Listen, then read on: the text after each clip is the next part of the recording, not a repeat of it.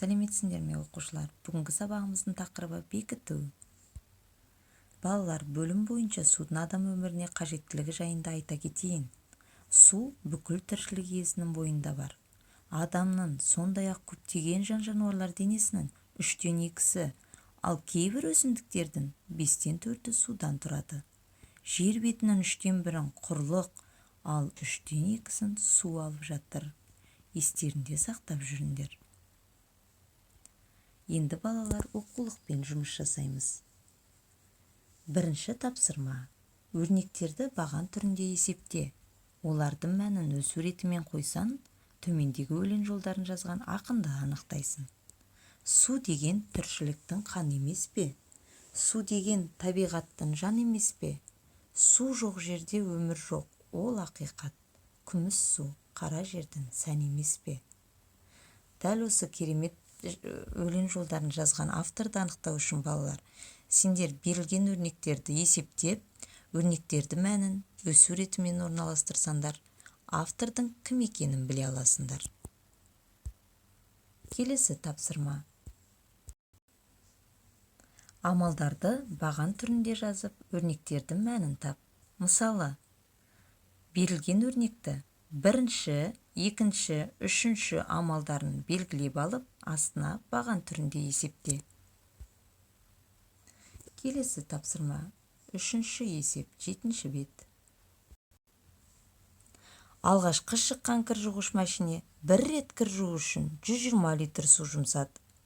Қазіргі машине 10 рет кір жууға қанша литр су жұмсаса, алғашқы машине 4 рет кір жуу үшін сонша литр су жұмсады. Қазіргі кір жуғыш машине бір рет кір жуғанда неше литр су жұмсайды? Балалар, мен сендерге шартын құрып қойдым. Алғашқы машине бір рет кір жуғанда 120 литр су жұмсайды екен. Ал 4 рет кір жуғанда қанша литр су жұмсағанын табу үшін не істейміз?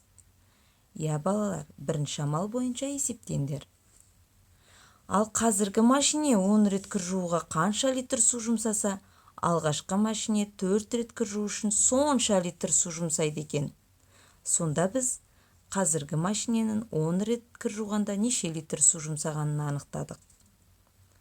Қазіргі кір жуғыш машине бір рет кір жуғанда неше литр су жұмсайды? Осыны екінші амал бойынша есептеңдер. Есептеп, жауабын жазыңдар. Төртінші тапсырма. Қысқаша жазылуы бойынша есеп құрастырып, оны шығар. Динамо хауызында 120 бала жүр екен, ал дельфин хауызында одан 3 есе артық бала жүр екен. Сонда екі хаузда барлығы қанша бала жүр екен? Екі амал бойынша есептейсіңдер. Балалар, әсін тура осылай өздерін есептеп көріңдер. Сынып тапсырмасы ретінде номер 1, номер 2, 3, 4-ші есептерді орындап, маған WhatsApp желісіне жіберуді ұмытпаңдар. Үйге тапсырма. 7-ші есеп, 8-ші бет. Теңдеулерді шеш. Осымен балалар, сабағымыз аяқталды.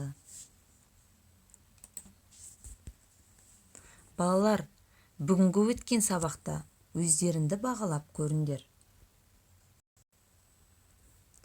Жақсы, сау болыңдар.